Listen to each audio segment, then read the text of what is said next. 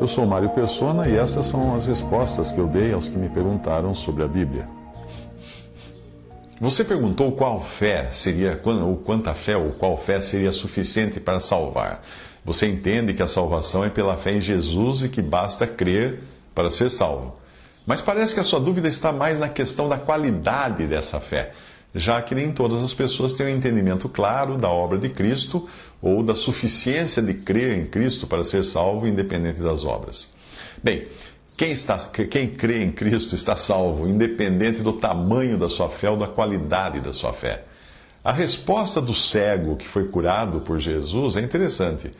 Ele diz assim, a resposta que ele dá aos fariseus: se Jesus, é pecador, eu não sei. Uma coisa eu sei, é que eu era cego e agora eu vejo. Foi só depois que ele conheceu melhor, só foi mais tarde que ele iria conhecer melhor quem era aquele que havia curado ele. Mas ele já tinha aceitado que aquele tinha curado ele, já enxergava. Não existe um grau de fé que você possa considerar mais ou menos salvadora, porque o que salva não é a fé ou a qualidade da fé, mas aquilo em que a fé é depositada, ou seja, em Cristo e sua obra. Eu fui católico durante 1 ano depois da minha conversão. Eu sabia que eu já estava salvo por Cristo, mas ainda existia uma grande carga de ensino no catolicismo que misturava fé e obras como condição da salvação. Mas eu já tinha me convertido a Cristo. Eu não tinha nem um pouco do entendimento que eu tenho hoje, mas eu estava salvo. Eu sabia que estava salvo. Eu sabia que eu cria em Cristo. Eu sabia que Ele tinha morrido para me salvar. Embora entendesse muito pouco ainda da Bíblia. É difícil generalizar dizendo que os católicos ou qualquer grupo creem em fé mais obras, porque ninguém conhece a fé individual, só Deus. Mesmo num grupo onde seja ensinada a salvação por fé mais obras, existem pessoas que realmente creem em Cristo por se considerarem indignas de serem salvas por seus próprios méritos ou incapazes até de fazer obras suficientes para a sua salvação. Então elas se rendem a Deus e a Cristo somente. Eu creio que muitos católicos estejam salvos. E se você pedir a algum deles para explicar exatamente a razão, talvez ele nem saiba responder. Como também existem muitos evangélicos que acrescentam coisas à salvação, como, por exemplo, ter algum dom ou manifestação natural, vestir-se assim ou assado, ser batizado e tantas outras coisas que acabam colocando eles em pé de igualdade com qualquer crença que pregue fé mais obras para a salvação. Veja a questão da segurança da salvação, ou seja, do crente que não perde a salvação depois de ser salvo. A maioria das pessoas não acredita assim, porque não se dão conta de que elas próprias não creram de vontade própria de si mesmas, mas elas creram porque elas foram objeto de uma intervenção divina. Ninguém crê por si mesmo, é uma obra de Deus na alma. A certeza da salvação é um privilégio que nós só temos quando nós percebemos que nem o novo nascimento dependeu de nós. Você já viu um bebê nascer de vontade própria? Não, ele nasceu de vontade de outros. O novo nascimento também, ele só aconteceu por determinação de Deus. É claro que essas doutrinas mescladas, que incluem obras para salvar ou para manter alguém salvo, que são ensinadas tanto no catolicismo como no protestantismo, em especial nas suas vertentes pentecostais. Os pentecostais têm muito essa questão das obras como coadjuvantes da fé.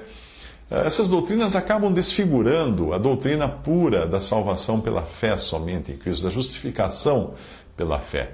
Mas não é só isso que desfigura, que essas doutrinas acabam desfigurando. Se eu acreditar que eu preciso pertencer a alguma religião ou denominação como parte da vida cristã, eu estou também dizendo que Cristo, que eu considerei suficiente para a minha salvação, não é suficiente como o único nome sob o qual eu devo congregar, ou o único nome com o qual eu devo ser identificado como um que creu, um que foi salvo.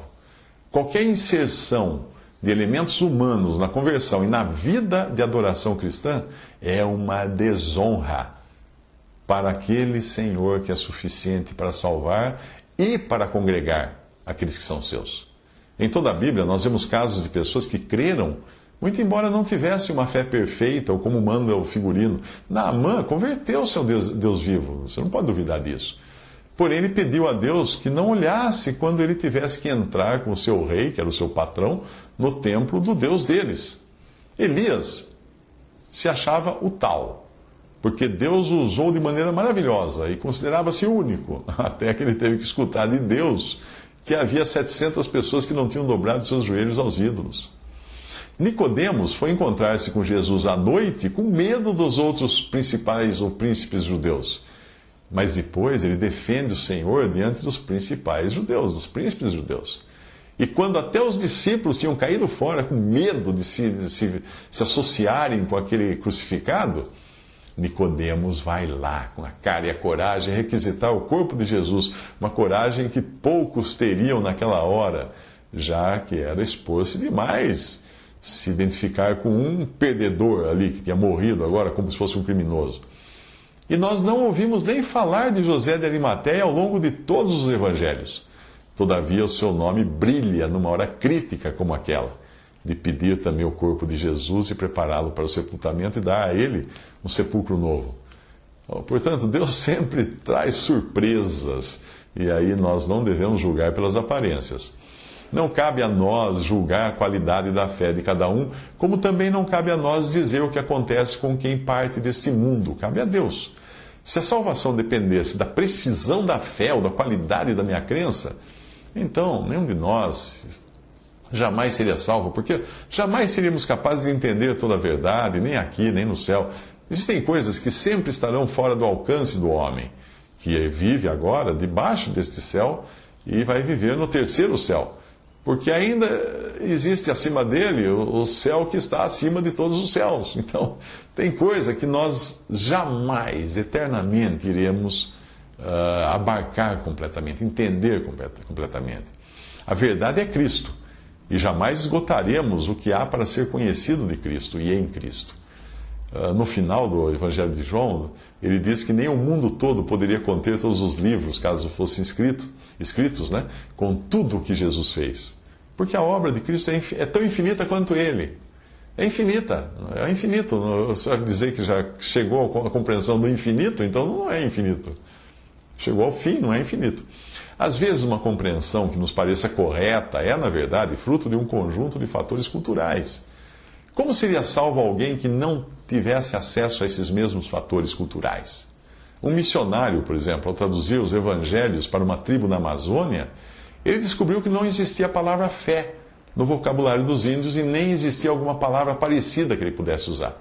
Então, ele fez o seguinte: ele usou para a palavra fé um termo que eles usavam para pendurar a rede.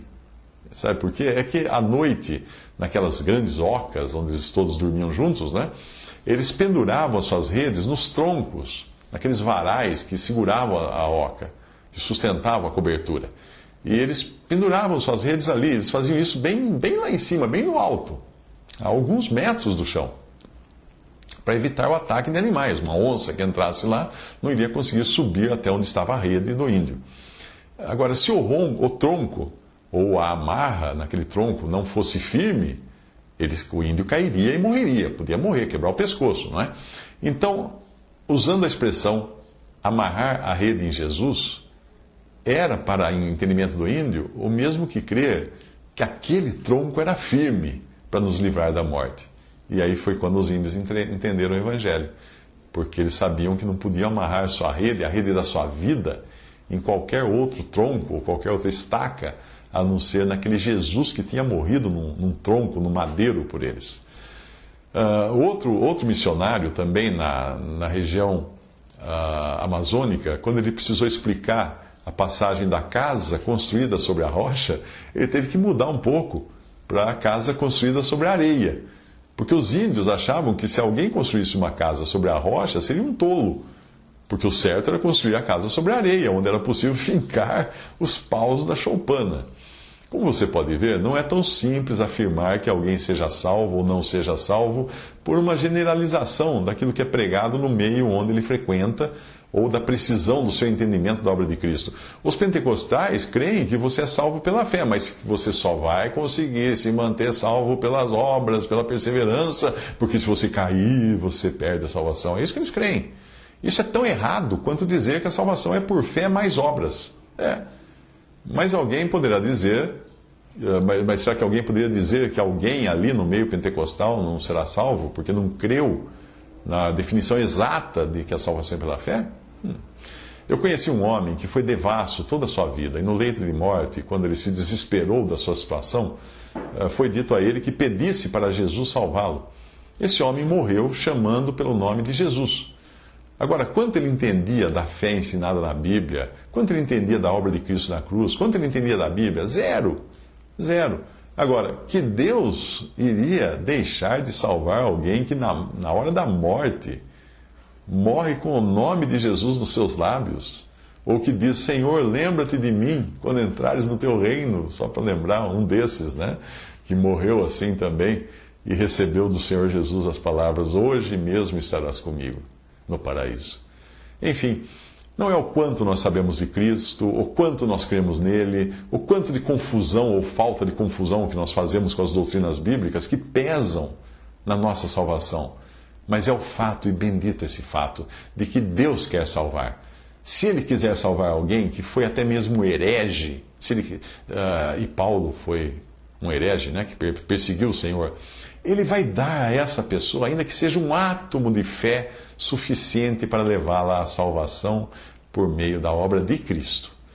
Muitos ficarão surpresos quando se virem no céu, porque não entenderam exatamente o processo para chegar ali. Vão acordar lá e falar, o que é isso aqui? Onde eu estou? Simplesmente clamaram pelo nome de Jesus na derradeira hora e foram salvos. Se nós acreditarmos que a nossa capacidade de entender e de exercer uma fé de qualidade, livre de erros no Senhor Jesus, se isso tiver peso na salvação, nós estaremos dizendo que existe algum tipo de obra, que no caso é uma obra intelectual, necessária para sermos salvos. Evidentemente que se alguém quiser saber o que precisa fazer para ser salvo, eu irei dizer a ele que ele precisa crer em Cristo. Mas algo que ele irá descobrir só depois de crer, será que até mesmo crer não partiu dele, mas foi um resultado da obra de um Deus que quis muito salvá-lo.